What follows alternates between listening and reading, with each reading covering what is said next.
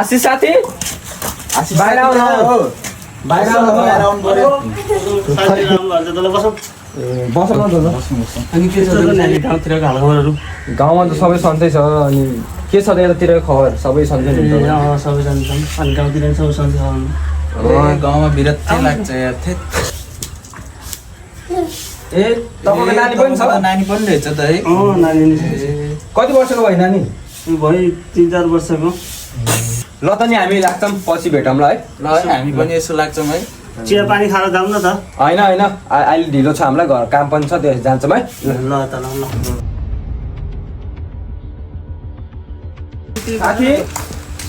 साथी नानी बाबा हुनुहुन्न बाबा हुनुहुन्न नानी कहाँ जानुभयो काममा ए आऊ नानी खाजा साजा आऊ खाना लौ चल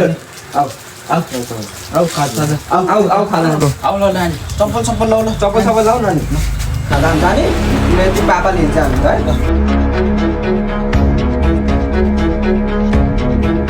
नानी नानी कहाँ गएछ नानी आज कहाँ गएछ नानी नानी नानी कहाँ गएछ नानी त कहाँ गएछ त नानी आज ओ बाबु यता आऊ त